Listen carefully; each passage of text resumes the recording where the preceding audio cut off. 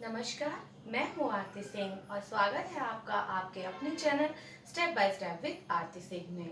मैंने अभी तक आपको मापन और मूल्यांकन के विषय में पढ़ाया है, तो अब मापन और मूल्यांकन के बीच बेसिक डिफरेंस क्या है उसे जान लेते हैं। मापन और मूल्यांकन एक मोस्ट इम्पॉर्टेंट टॉपिक है जो आपके चाहे कोर्स वाइज हो, चाहे आपके कॉम्पिटिटिव एग्जाम्स हो, टीचिंग रिगार्डिंग, उनमें सभी में ही आता है। ठीक है, तो इस डिफरेंस को बहुत ही ध्यान से देखिएगा। अगर आपने इस डिफरेंस के बेस पे ही आपने मापन की अर्थ आवश्यकता महत्व और मूल्यांकन की अर्थ आवश्यकता महत्व आदि इन पॉइंट्स को भी लिख लिया, डिस्क्राइब कर दिया एग्जाम में, तो ये भी सफिशिएंट होगा। ठीक है, तो आज स्टार्ट करते हैं अपना मापन और मूल्यांकन में अंतर। तो सबसे पहला बेसिक डिफरेंस क्या होता है उसके मीनिंग से निकाल लेते हैं कि मापन का क्या मीनिंग है। मैंने बताया था आपको, केवल संख्यात्मक और मात्रात्मक विवरण है, यानी ये सिर्फ संख्या बता रहा है, सिर्फ मात्रा बता रहा है। अब आप ये सोचेंगे कि मैम ने तो पहले बताया था कि विशेषताएं भी बताता है और ये गुण भी बताता है, तो वहाँ क्या मैंने बताया था कि गुण और विशेषता की सिर्फ मात्रा बता रहा है। कोई व्यक्ति काला है, गोरा है, लंबा है, तो कितना लंबा है ये बता रहा है। कोई वस्तु कितनी ज्यादा अधिक वजन की है वो सिर्फ उसका वेट बता रहा है, औरों के कंपैरिजन में कैसी है ये नहीं बता रहा है। ठीक है, ओवरऑल वो चीजें नहीं बता रहा है, सिर्फ क्या कर रहा है, मात्रा बता रहा है। ठीक है, तो और मूल्यांकन क्या कर रहा है। मूल्यांकन मैंने आपको पढ़ाया कि मापन की बाद में ही तो मूल्यांकन का पूरा प्रोसेस चलता है। मूल्यांकन से पहले स्टार्ट हो जाता में मापन से पहले स्टार्ट हो जाता है हमारा मूल्यांकन, लेकिन मापन उसकी आधारशिला है। तो मूल्यांकन क्या है, मात्रात्मक विवरण तो बताता है, लेकिन वो पर्टिकुलर चीज, वो विशेषता कैसी है ये भी तो बताता है।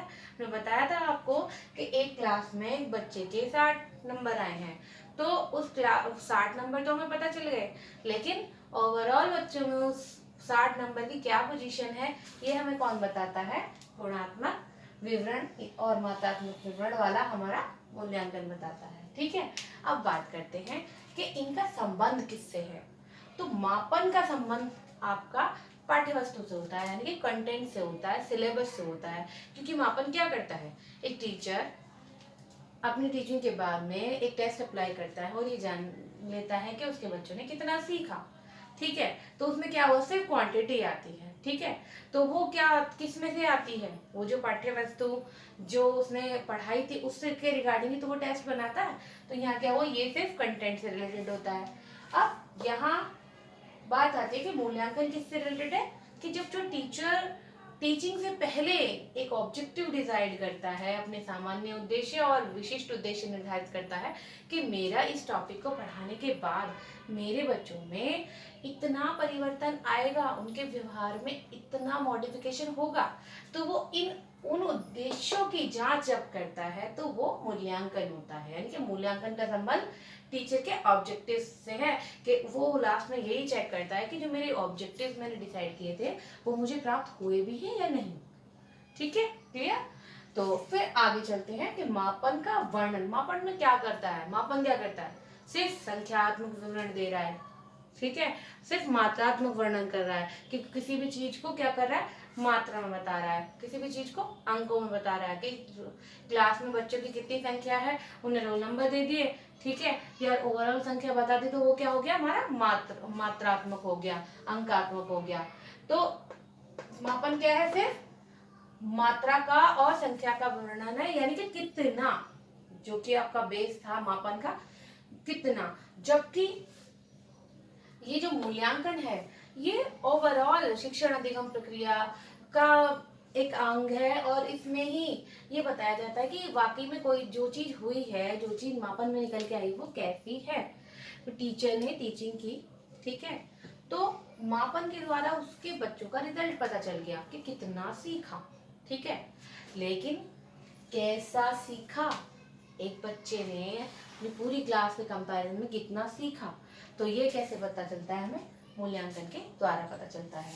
फिर मापन का जो कार्य है केवल अंक प्रदान कर रहा है, मात्रा प्रदान करना है, जबकि मूल्यांकन क्या करता है, यहाँ पे भी क्लियर किया आपको मैंने, कि उद्देश्यों की प्राप्ति की जांच करता है।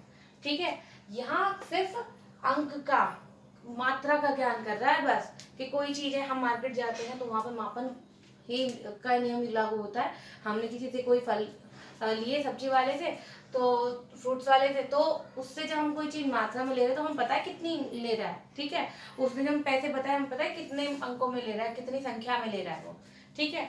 जबकि यहाँ पर क्या हो रहा है, यहाँ पे उद्देश्य की प्राप्ति की जांच हो रही है कि जिस उद्देश्य से, यानी कि जो हमने फ्रूट लिए, अगर वो हमने सोचा कि फ्रूट्स अच्छे हैं खाने के लिए, हेल्दी होंगे, अगर उनमें वो गुण नहीं निकला तो क्या हुआ, हाँ वो हमारे लिए वेस्ट हो गए, हमारे लिए यूजफुल नहीं हुए।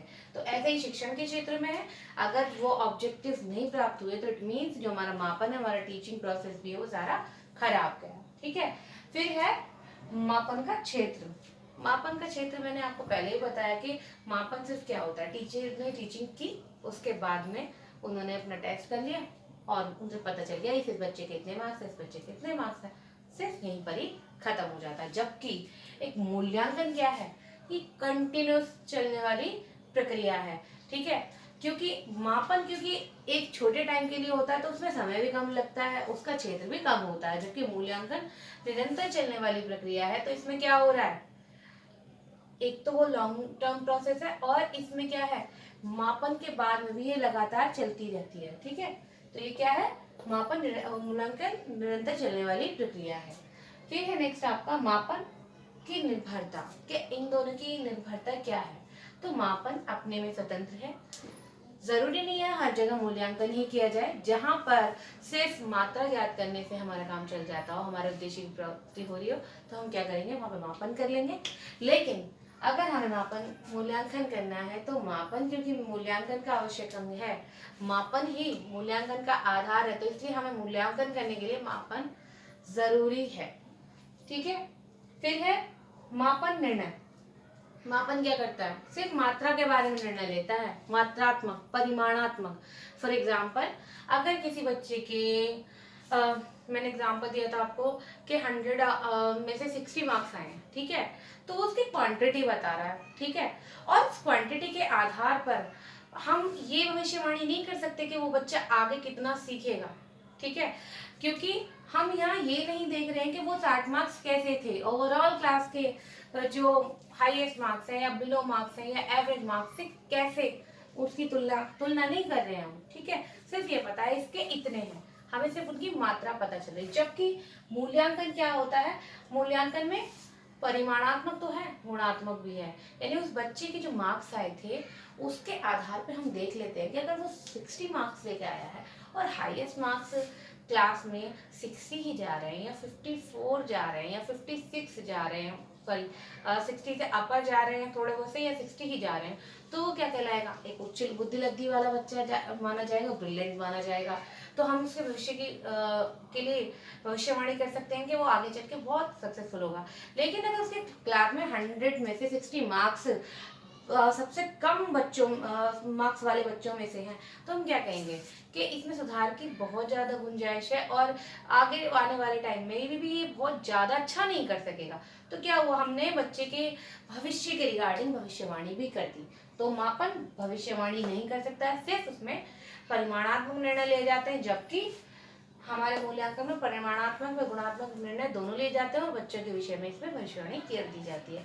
अब एग्जाम्पल्स पे आ जाते हैं। जैसे मार्क्स मैंने आपको बताया, जो भी बच्चों को मार्क्स मिल रहे हैं, रिजल्ट आ रहा है उनका, वो क्या क्या है, सिर्फ इसमें स्कोर होता है, वो क्या है, हमारा मापन है। मात्रा है किसी भी चीज की, कोई फल है, कोई सब्जी है, कोई लिक्विड है, पदार्थ है, उनकी सबकी मात्रा क्या है, दूरी है, वो सब क्या है, मापन का ही उदाहरण है। फिर समय है, समय कितने समय के लिए, कितने दिन, घंटे, मिनट, माइक्रो सेकेंड, ये सब क्या है, सब कुछ मापन ही है। पद, पद के आधार पर वर्गीकरण करना, जैसे कि एक स्कूल में चपरासी है, और आपका सहायक अध्यापक है, अध्यापक है, प्रधानाचार्य है, प्रधानाचार्य है, फिर प्रबंधक महोदय हैं। तो ये सब क्या हुआ, पद के आधार पर। ग्रुप के आधार पर भी मापन है, जैसे बहुत सारे लोगों को एक जेंडर के आधार पर डिवाइड करते कि ये स्त्री है, ये पुरुष है, तो वो जो ग्रुप हैं उन वो भी क्या है, मापन का ही उदाहरण है, ठीक है। अब आते हैं मूल्यांकन पे। तो मूल्यांकन जैसे श्रेणीकरण करना, यानी कि ग्रेडिंग सिस्टम के first second third A B C B देना, जैसे ए ग्रेड देते हैं, बी ग्रेड देते हैं, सी डी ग्रेड, ठीक है। ये सब क्या करता है, मूल्यांकन के द्वारा होता है। क्योंकि हम क्या करते हैं, जो भी मात्रा आ रही है, जो भी रिजल्ट स्कोर आ रहा है, उसका हम ओवरऑल से जब एक एवरेज निकालते हैं और उससे देखते हैं कि वो कितना ऊपर है और कितने नीचे है, तो हमें पता चल जाता है कि हाँ किसी को किसका किस कौन सा स्थान है, उस प्राप्तांक का कितना स्थान है क्लास में, ठीक है। फिर वरीयता क्रम, जैसे गुड, वेरी गुड और एक्सीलेंट, और फिर पास या फेल, ये भी क्या है, मूल्यांकन। क्योंकि 100 में से 60 नंबर चलिए लगाते हैं, 100 में से 33 नंबर हैं, ठीक है, तो वो क्या कहलाता है, बच्चा पास कहलाएगा, ठीक है। और अगर आपके 50 में 17 मार्क्स आते हैं तो ही वो पास कहलाएगा, लेकिन अगर इनसे कम आते हैं तो वो क्या कहलाएंगे बच्चे, फेल कहलाएंगे। तो ये कब पता चला, जब मूल्यांकन करा। क्योंकि मापन कहाँ तक था, सिर्फ जब तक स्कोर थे, जब तक बच्चे ने कोई टेस्ट दिया और उसके स्कोर निकाल लिए गए। लेकिन जब उन्हें ये देखा जाता है, उन मानकों की कसौटी पे खरा उतरते हैं ना, जब वो जो हमने डिसाइड कर दिए हैं, ठीक है, तब पता चलता है कि हाँ ये ठीक है। जैसे कि आपको पता है कि जब 60% बच्चे के मार्क्स होते हैं तो वो फर्स्ट होता है, ठीक है। तो ये क्या है, मूल्यांकन की ही प्रक्रिया है। तो मापन और मूल्यांकन में अंतर आपको अच्छे से समझ में आ गया होगा। आगे भी मापन और मूल्यांकन के रिगार्डिंग आपको नई नई वीडियोस आपके सामने लेकर आएंगे। अभी के लिए धन्यवाद।